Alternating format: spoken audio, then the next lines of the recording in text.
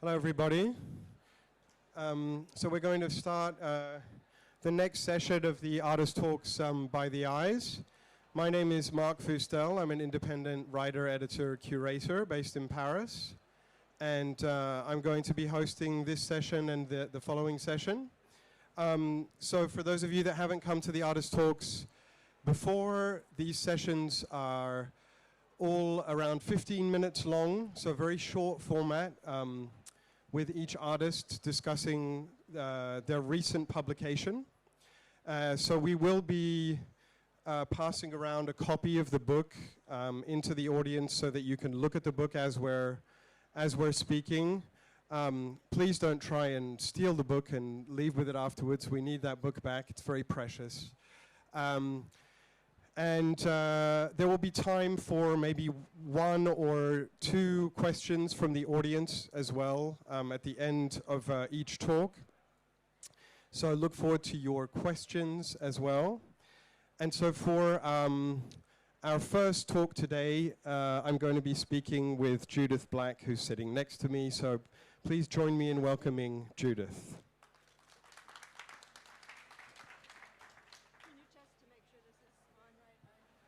I'm just checking this one. This one seems to be good as well.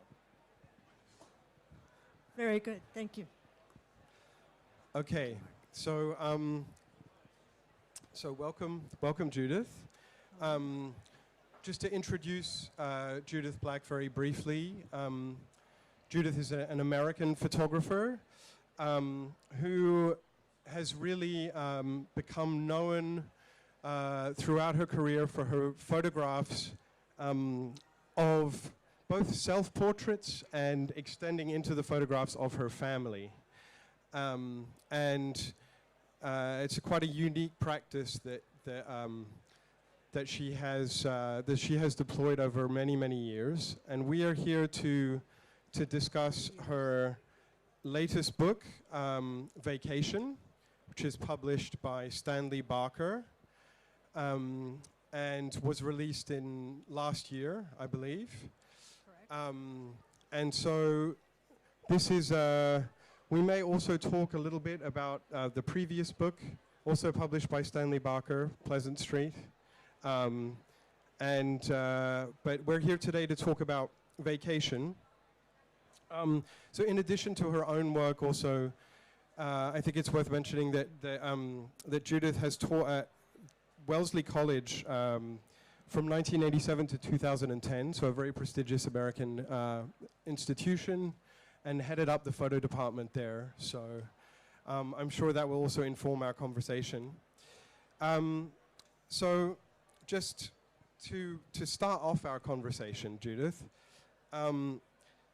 this is a project that began, I believe, in the mid-1980s, the Vacation project, after you took a road trip with your family across the U.S. I did. Here we go. This book, Vacation, is a segue from the first book, which I also did with Stanley Barker. And this book is all about, it's called Pleasant Street. And it's all about my immediate family, 4 children, spouse, and myself. I don't think anybody else appears in these pictures. And Vacation is a segue, which is road trips that I took, not the quintessential alone in the car driving through the countryside, but with the kids, sometimes to visit extended family during spring break vacations. But no picture in Vacation was taken at home.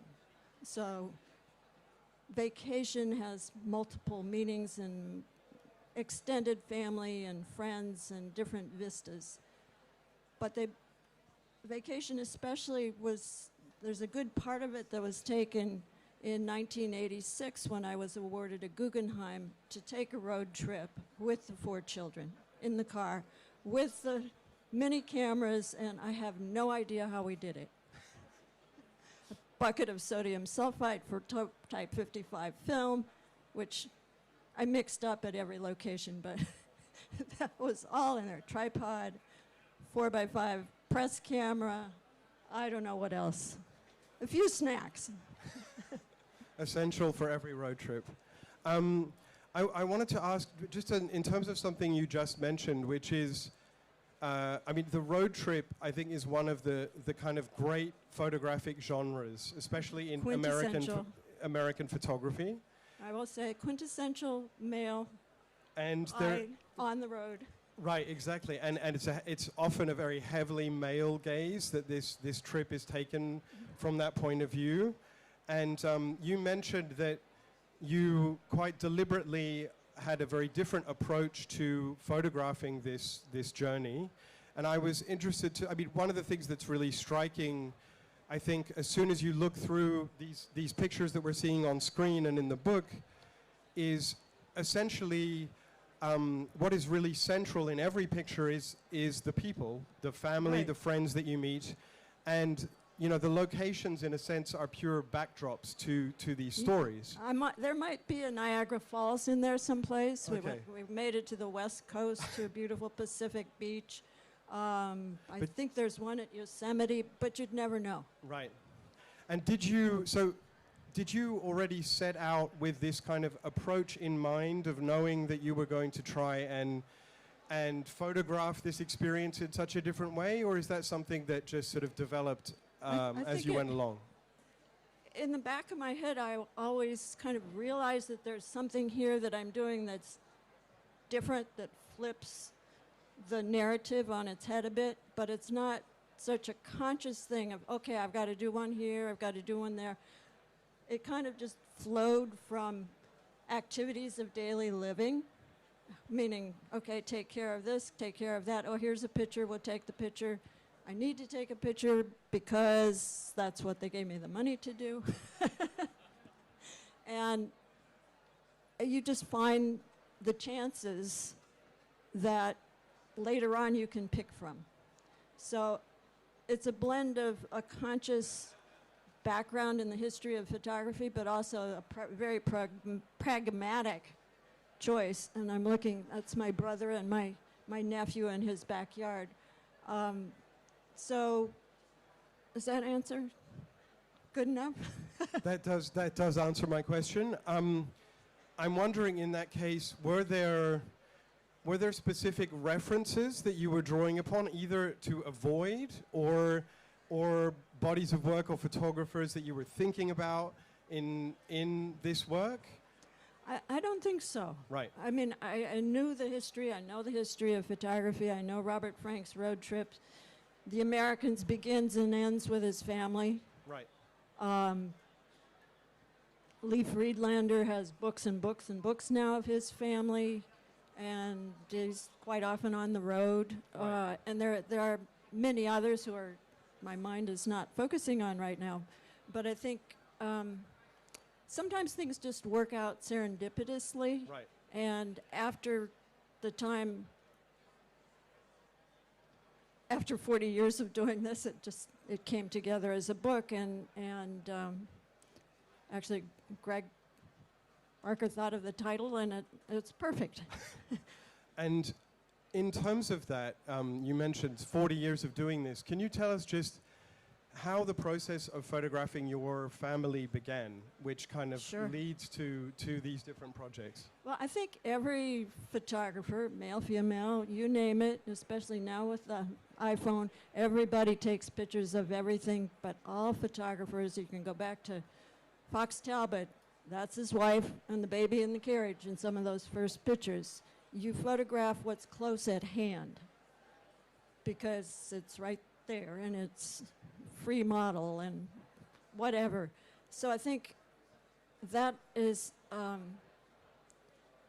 seeing how, now I'm forgotten the gist of, I went on photo history. I guess that what I was curious about was how you, I mean, it's very true that especially today, we all take pictures of our families all the time. But what you did in terms of an artistic approach, using much more kind of from elaborate... 79. Okay, I got it. You got it. I went back to school. You got it. You win the prize. I had gone through a difficult divorce, and during that time I knew I would be the breadwinner for the family.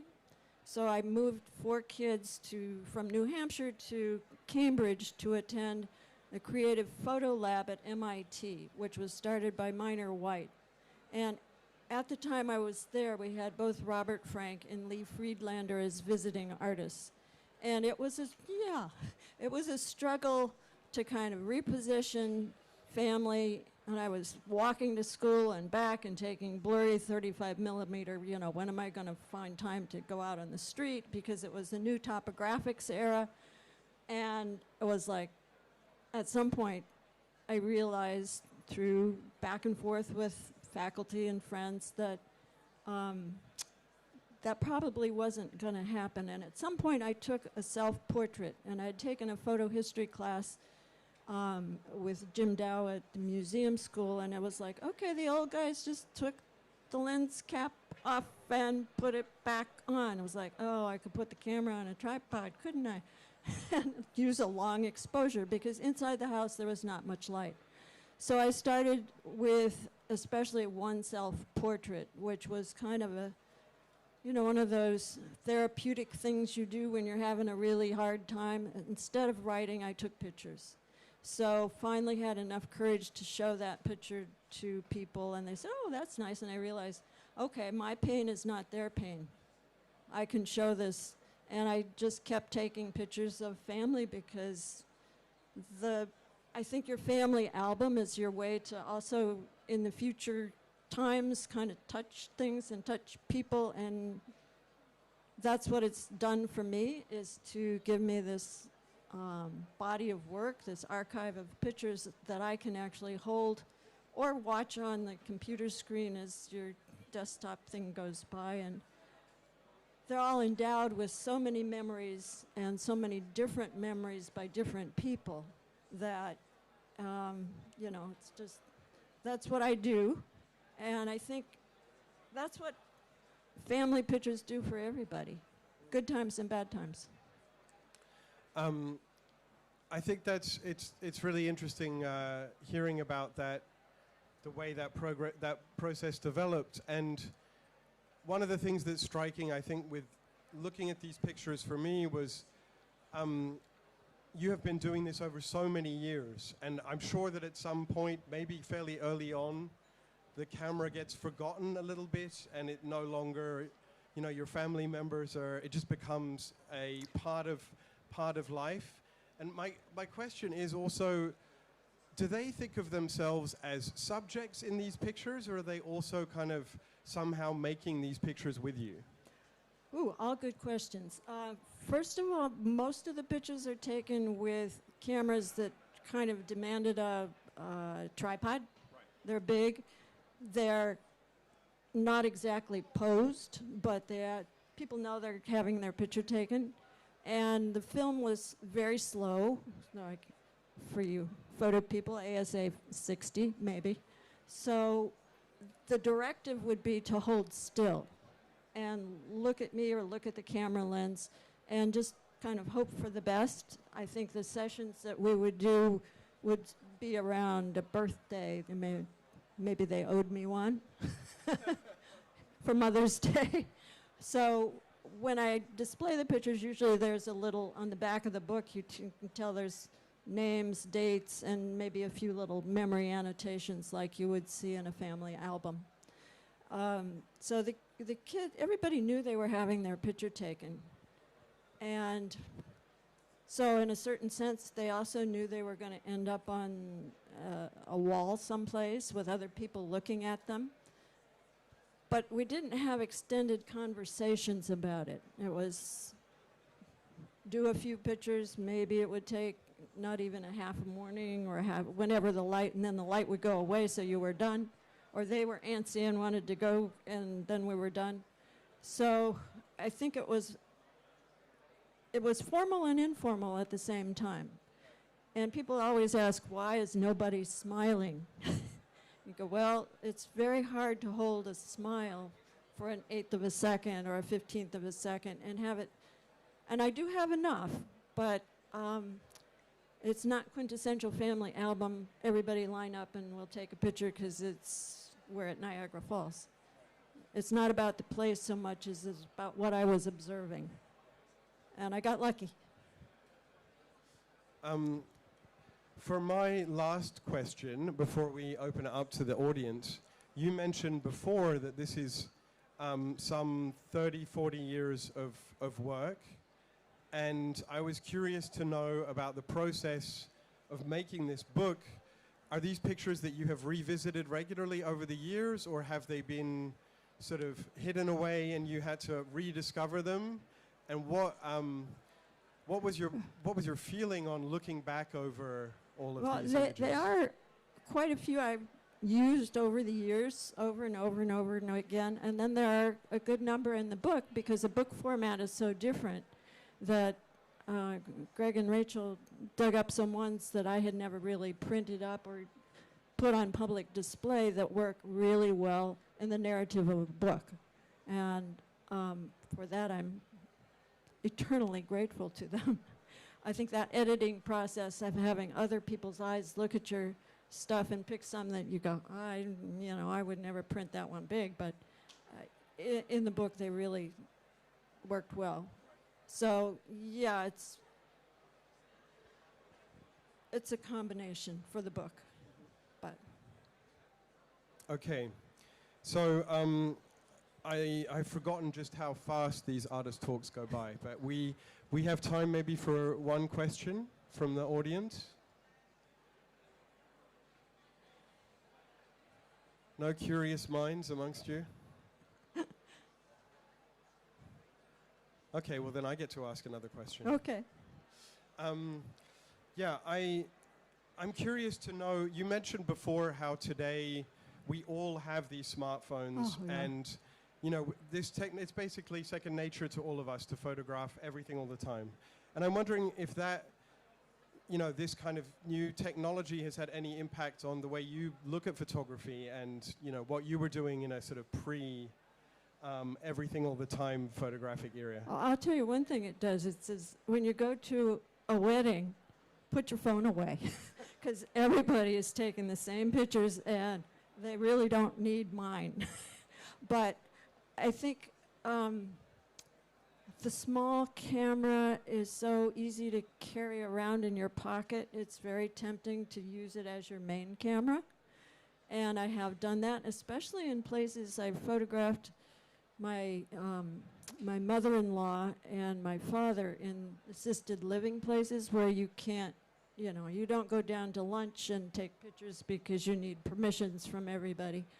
But being able to kind of sit in a waiting room or in a hospital or someplace and surreptitiously, without revealing identities, take pictures is something that I've used the cell phone camera for. And those are kind of bodies of work, quote unquote, that maybe I'll do something with. But it's also a transition to color. Right. And some of those little cell phones can print up 16 by 19 or whatever size pictures pretty easily. So it's very tempting to rely on it. I'd be very curious to see what book that would turn out to be one day, hopefully. But thank you very much, Judith. Thank you so much. Thank you, everybody. And